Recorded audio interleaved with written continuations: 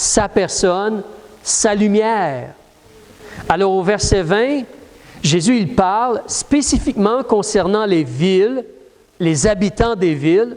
Il se mit à faire des reproches aux villes où il avait fait la plupart de ses miracles, de ce qu'elles ne s'étaient point repenties. Elles auraient dû se repentir. Évidemment, Dieu aime, mais Dieu il est aussi juste. Et il ne peut pas accepter le mal ou laisser le mal sans être puni ou repris. Donc, Dieu demande aux gens de se repentir, c'est-à-dire de se détourner du mauvais chemin, mauvaises actions, mauvaises pensées, mauvaises paroles, mauvais gestes que l'on fait. Notre désobéissance, notre rébellion envers Dieu. Dieu demande de s'en repentir, de s'en détourner. Vraiment de réaliser que c'est un chemin mauvais qui mène vers un feu, un jugement. Et on veut s'en détourner et se tourner vers Jésus pour le pardon et Jésus pour nous aider à marcher avec lui dans la lumière, dans l'amour, dans la grâce. Mais Jésus s'attendait à ce que ces gens-là dans les villes se repentent. Il demandait, il s'attendait, il espérait que les gens se repentent. Jésus est venu avec un désir de voir des gens être pardonnés, être réconciliés avec Dieu, se mettre en règle avec Dieu. Jésus est venu appeler des pécheurs à la repentance. Et donc Jésus s'attendait à ce que les gens dans les villes se repentent. Mais ils ne se sont pas repentis. Les villes ne se sont pas repenties, les individus dans les maisons, dans les familles. Alors tu peux imaginer, tu as un foyer ici, peut-être un papa, une maman, des enfants, puis les grands-parents aussi ou non, mais ils sont là, puis ils parlent, « Ah oui, tu sais, ce Jésus-là, là, puis oui, il fait des bonnes choses, mais on fait nos choses, on fait notre vie, on est correct, nous, comme cela. » Les maisons, les maisonnées, les gens, les individus font des choix. La lumière a été donnée. Et il réalise que justement, si tu continues à lire au verset 21, « Malheur à toi, Chorazine », ça c'est une ville. « Malheur à toi, Bethsaïda », ça c'est la ville de Pierre, où Pierre est né et a grandi, il semble. Car si les miracles qui ont été faits au milieu de vous, eux s'étaient faits à Tyr et à Sidon, il y a longtemps qu'elles se seraient repenties. En prenant le sac et la cendre. Prendre le sac et la cendre, c'est vraiment une démonstration que tu t'humilies, tu t'abaisses, tu vas mettre comme un sac de crin sur toi, tu t'assois dans la cendre, tu prends la cendre, tu la lances, tu la mets sur tes cheveux. C'est vraiment un signe d'humiliation et d'abaissement devant Dieu. Moi, je suis coupable, moi, j'ai mal agi, moi, je devrais être puni devant mon Créateur. Tyr et Sidon, tu te rappelles sur la carte, on voyait, hein, c'est comme je disais de nos jours, c'est un peu le Liban, la Phénicie dans le temps. Ce ne sont même pas des villes israélites. Ils ne connaissent pas vraiment le Dieu d'Israël. Mais ces villes-là, les miracles, si ils avaient été faits là, eux se seraient repentis. Mais vous, Chorazine, Bethsaïda, non! Ne vous êtes pas repentis. Les miracles que Jésus a faits, les choses que Jésus a accomplies, les miracles. Tu sais, en réalité, quand tu regarde le chapitre 12, verset 28. Jésus nous a dit, « Si je chasse les démons par l'Esprit de Dieu, le règne de Dieu est donc venu vers vous. » Voyez-vous, quand Jésus était là, c'était comme si le règne de Dieu était venu vers eux. La puissance de Dieu agissait pour rendre les gens complets, délivrer des oppressions sataniques, délivrer des maladies physiques, rendre les gens complets, en bonne santé et en bon état. La puissance de Dieu, l'Esprit de Dieu agissait. Et les gens ont tout pris, l'aide, les bénédictions, mais ils n'ont pas voulu se détourner du mal. C'est Dieu qui décide ce qui est mauvais. Ce n'est pas nous, c'est Dieu. Mais ils n'ont pas voulu se repentir. Plein de miracles, plein de démonstrations, plein de manifestations de la puissance, l'amour et la bonté de Dieu. Mais ils ont pas voulu se repentir. Au verset 22, il dit, « C'est pourquoi je vous dis que le sort de Tyr et de Sidon sera plus supportable au jour du jugement que le vôtre. Parce que vous avez eu tellement de lumière, vous avez tellement été éclairés, la main de Dieu a tellement agi parmi vous, vous êtes très, très, très coupables devant Dieu. Et donc, quand le jugement va venir, votre condamnation va être moins supportable que celle des gens de la ville de Tyr et Sidon, qui n'ont pas vu tout ce que vous avez vu. La lumière qui vous a été donnée, vous êtes vraiment très responsable. » Il continue en disant « Capernaum ». En passant, le temps me manquerait aujourd'hui, mais Capernaum, c'était la ville où Jésus, dans son ministère, il est allé habiter là. C'était la ville où c'était comme la maison ou le quartier général de Jésus. Il revenait à Capernaum. Il avait son ministère là. De là, il allait dans les autres villes, les autres villages. Il a déménagé vers Capernaum.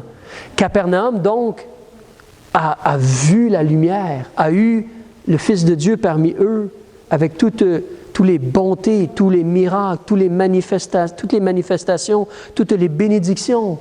Et qu'est-ce qu'ils ont fait? Non, on n'en veut pas. Qu'est-ce qu'ils ont fait?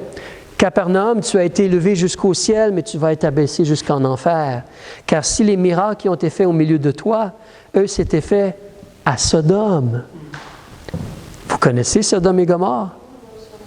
C'était des villes qui étaient vraiment dans la perversité. C'était la sodomie ou l'homosexualité et plein d'autres péchés et de crimes. Ça, c'était Sodome. Et Dieu a fait descendre le feu du ciel, tu te rappelles?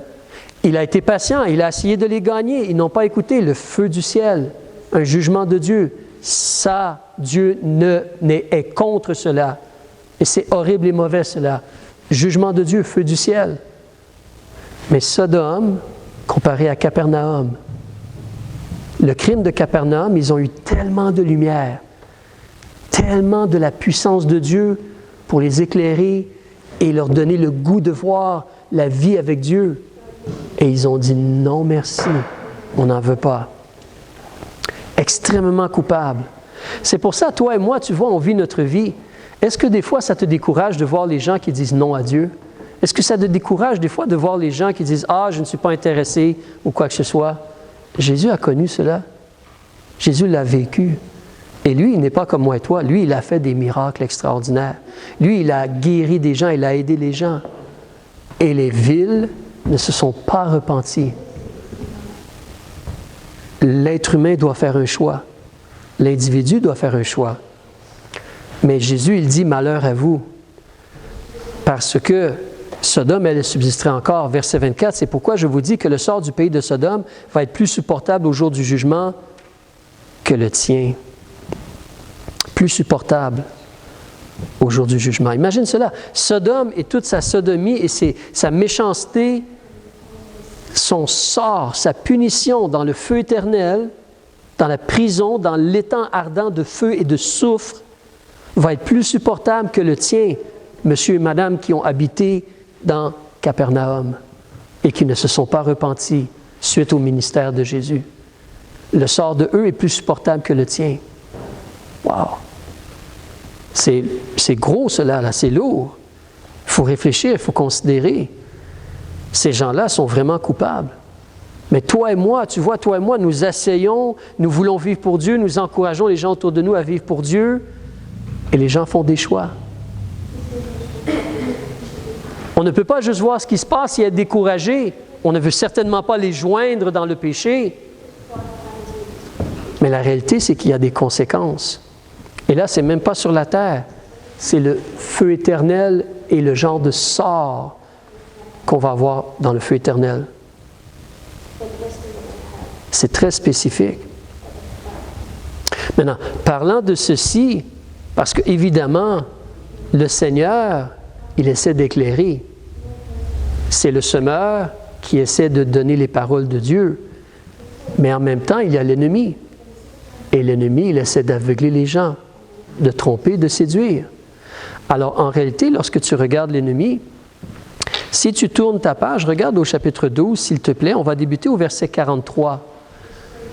Il y a des êtres humains autour de nous. Les êtres humains peuvent se repentir et faire la paix avec Dieu et avoir la vie éternelle. Mais Dieu a aussi créé des êtres célestes, qu'on va appeler des anges, des démons, des esprits immondes. Il y a aussi l'archange Michel, mais il y a des êtres célestes qui ont été créés. Les êtres célestes ne peuvent pas se repentir. Ils ne peuvent pas être sauvés. Ils ont déjà fait un choix. Mais ici, Jésus nous parle un peu de la vie de ces personnages-là. Regarde au verset 43.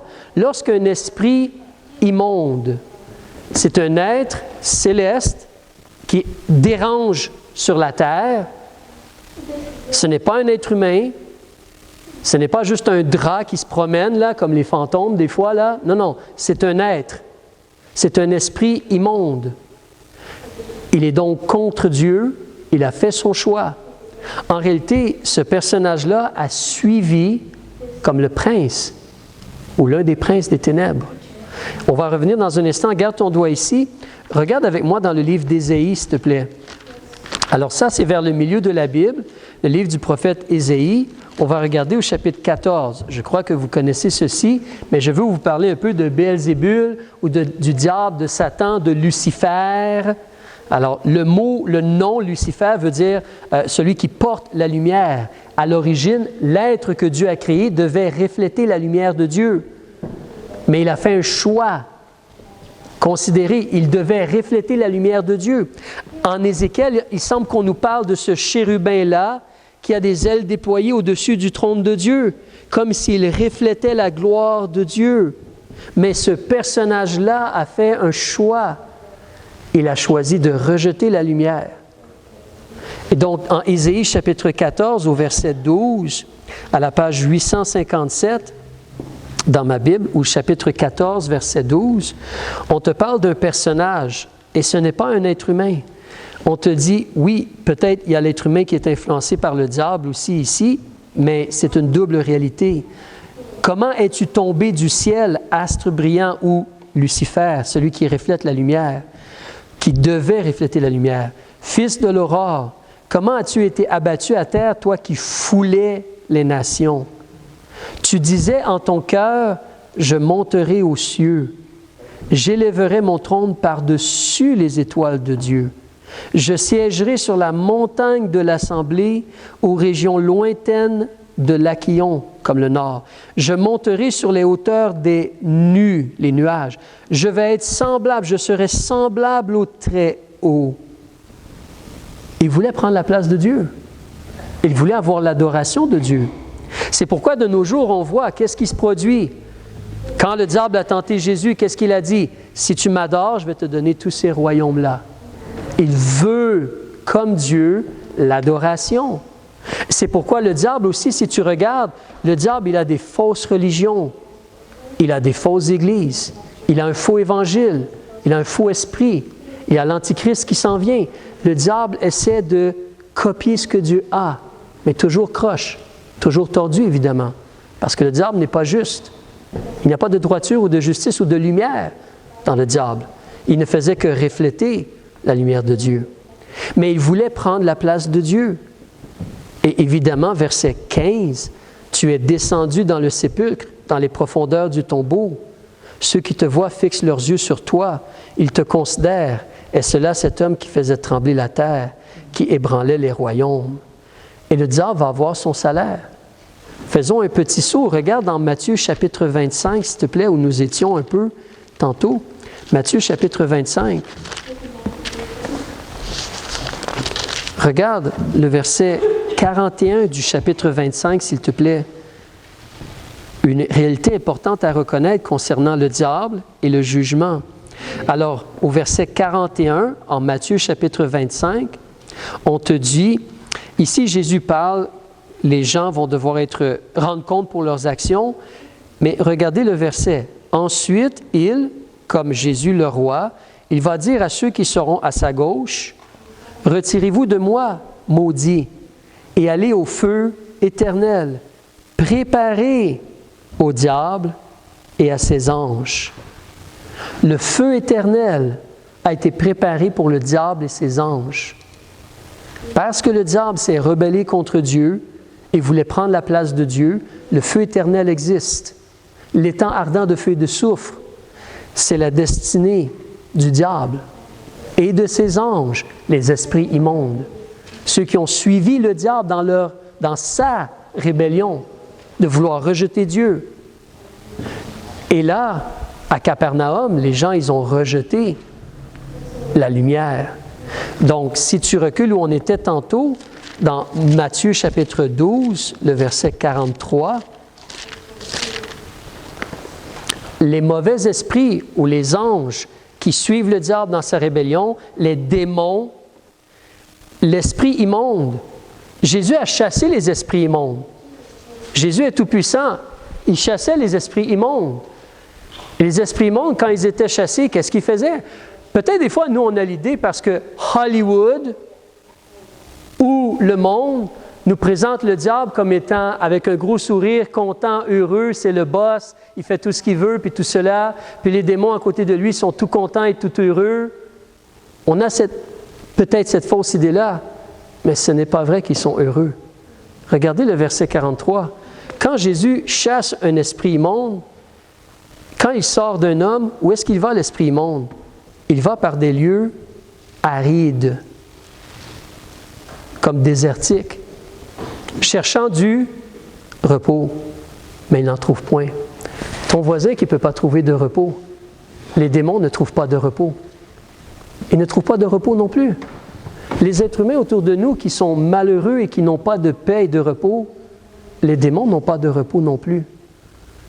Ils ont plus de capacité que l'être humain pour posséder un homme des fois, ou une femme, et faire des choses, mais ils n'ont pas de repos en réalité. Ils sont dans des situations comme celle-là. Mais lorsque les gens rejettent la lumière, il n'y a pas de repos non plus. Il n'y a pas de repos. Alors, qu'est-ce qu'il fait?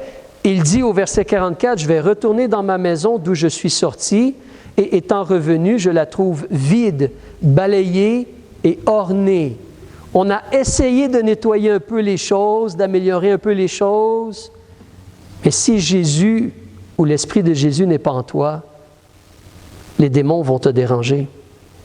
Alors il s'en va et prend avec lui 7 autres esprits plus méchants que lui, et étant entré dans la maison, comme dans la personne, il y habite.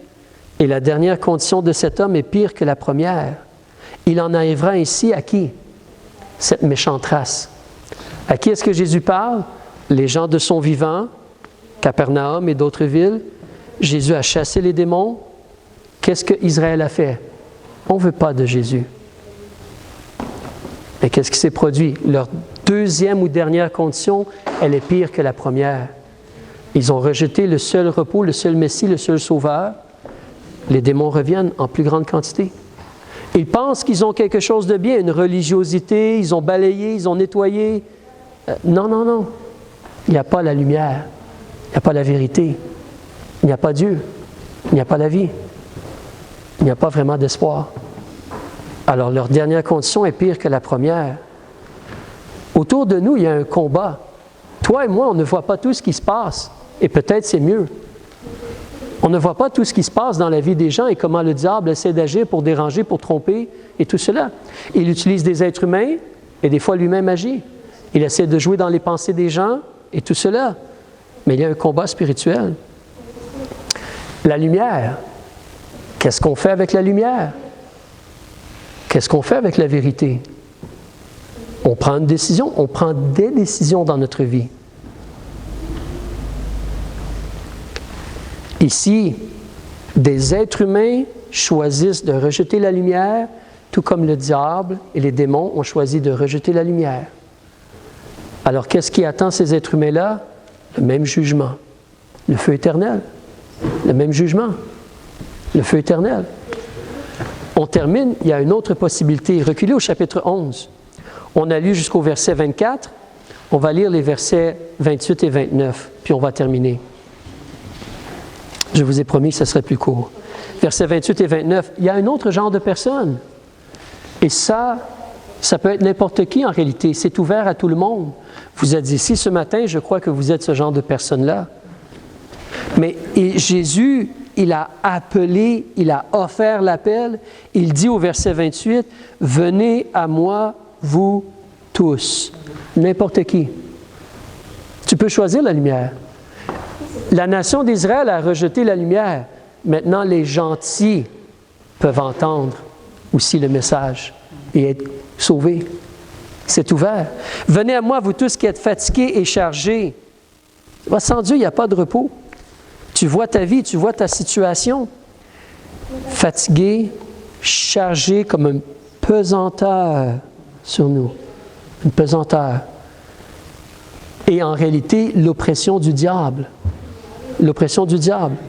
Ce n'est pas que le diable est heureux, mais le diable essaie de tout faire pour faire tomber les êtres humains. C'est ce qu'il a fait avec Adam et Ève. Dieu a juste créé un homme et une femme. C'était comme tout nouveau peut-être. Et le diable est venu pour séduire la femme. Il ne veut pas qu'on soit heureux, le diable. Il ne veut pas du tout qu'on soit heureux.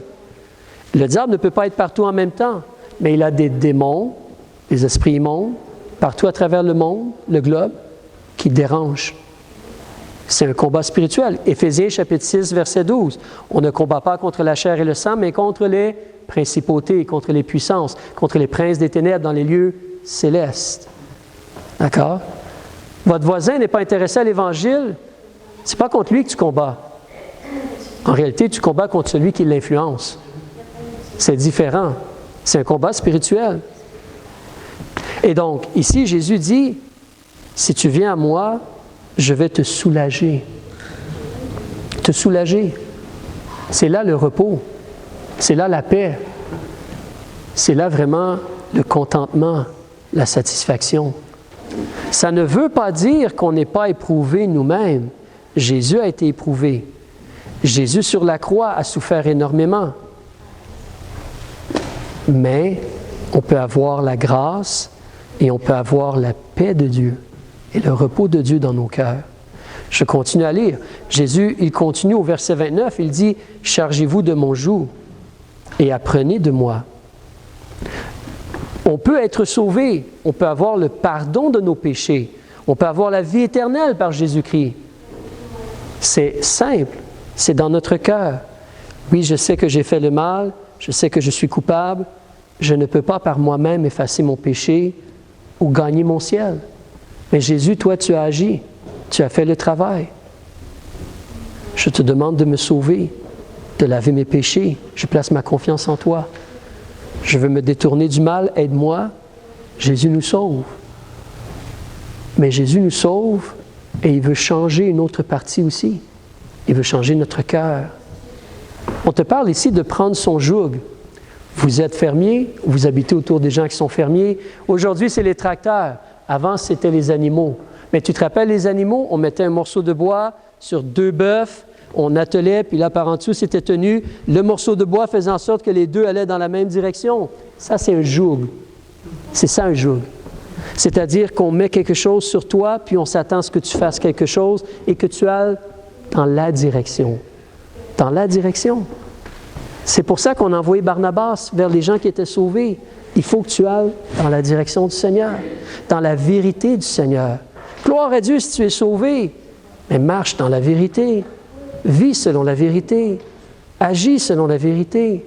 Vis selon les enseignements du Seigneur et des apôtres. Alors, ici, on te parle donc, il dit « Chargez-vous de mon joug et apprenez de moi ». Quand on reçoit Jésus comme notre Sauveur, il est aussi notre Seigneur. C'est lui qui mène notre vie. On doit maintenant apprendre de lui. Et quel genre de personne est-ce que Jésus est? Il dit « Parce que je suis doux et humble de cœur ». C'est vrai que Jésus a fait un fouet, puis il a chassé les gens du temple, n'est-ce pas? Il peut être ferme pour la vérité. Jésus a dit à Pierre, « Arrière de moi, Satan, tes pensées ne sont pas aux choses de Dieu, mais aux choses des hommes. » Il est ferme pour la vérité. Mais en réalité, Jésus, il est doux et humble de cœur. Et comment est-ce que Dieu est? Dieu est parfaitement miséricordieux. Il n'y a personne qui arrive à la cheville de la miséricorde de Dieu. Aucun être humain. Aucun être humain. Dieu est tellement miséricordieux, mais en même temps, il est parfaitement juste. Parfaitement juste. Mais ça, c'est notre exemple.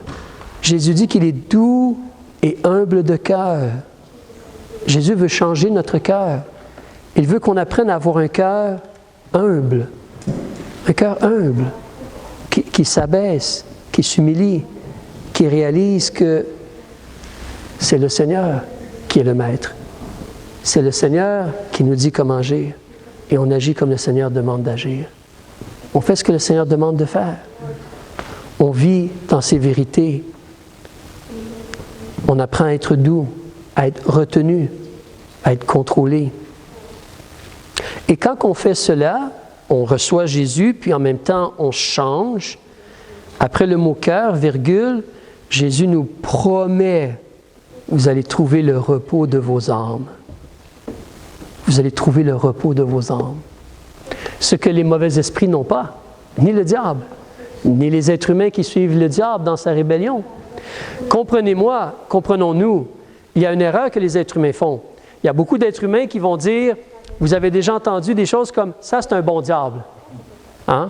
On connaît quelqu'un, on va parler de lui, « ah, il fait telle et telle chose, mais c'est un bon diable vraiment. C'est une bonne personne, c'est un bon gars, bon, il fait ceci, il fait cela, c'est pas bien, mais c'est un bon gars en réalité. » Ça, c'est nous les êtres humains. Mais ce n'est pas vrai. En réalité, si quelque chose est mauvais, c'est mauvais.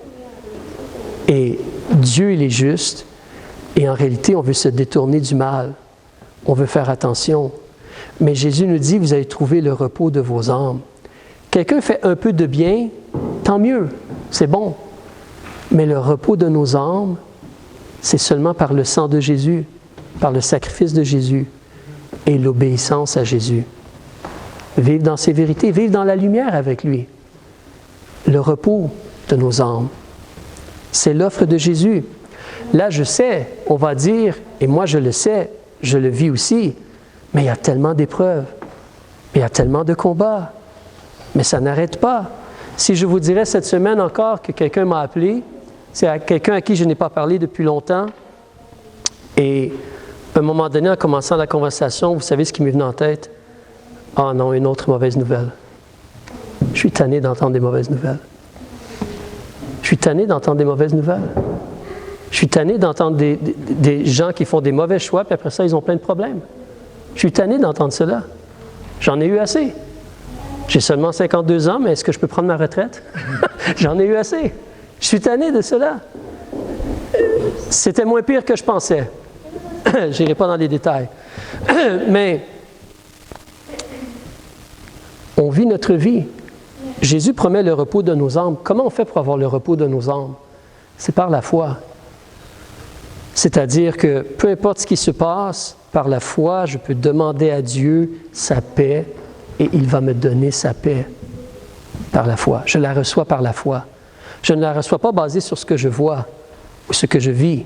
Je la reçois basée sur la personne de Dieu, la promesse de Dieu et la réalité que je peux me reposer sur le fait que Jésus est Dieu. Il est mon sauveur, il est mon maître, il s'occupe des choses. Et même s'il y a beaucoup de vagues, vous vous rappelez, Jésus dormait dans le bateau. Même s'il y a beaucoup de vagues, le Seigneur peut nous aider à être heureux et tranquille. Heureux et tranquille. C'est plaisant, présentement, vous roulez sur les routes, toutes les arbres sont des couleurs différentes. Amen. Amen. Merci Seigneur. Je suis content de voir cela. C'est encourageant. D'autres choses sont encourageantes aussi. Le fait que le Seigneur répond aux prières, il nous aide. Quand on crie à lui, vraiment, il se penche, puis il entend, puis il nous aide. Alléluia. Il y a plein de raisons pour remercier Dieu, pour se réjouir en Dieu. Mais trouver le repos de nos âmes. Parce que le joug de Jésus, en réalité, est aisé. Et son fardeau, il est léger. C'est quand même un fardeau. C'est quand même un joug. C'est quand même quelque chose qu'on doit supporter. Alors, je termine en disant, ce matin, tu es dans une des catégories. Tu n'es pas un démon ou un esprit, mais tu es un être humain qui a eu la lumière, qui a entendu la lumière, qui a entendu l'information sur la lumière. Quel choix as-tu fait? Quel choix continues-tu de faire? Dans le sens que la vie continue. Tu as choisi ou tu devrais choisir, ne fais pas comme ces gens-là. Ne fais pas juste demander de l'aide à Jésus, puis après cela, je vais par moi-même être assez bon pour être reçu par Dieu. Non. Tu as besoin de t'abaisser, de confesser à Jésus tes péchés et de placer ta confiance en Jésus pour être lavé de tes péchés. Demande à Jésus de te sauver. Reçois Jésus comme ton sauveur. Si tu as fait ce choix-là, apprends à porter son joug, son fardeau. Apprends à le laisser changer ton cœur pour devenir doux et humble de cœur. Apprends à avoir confiance en lui. Demande-lui de l'aide. Mais il veut te donner le repos de ton âme.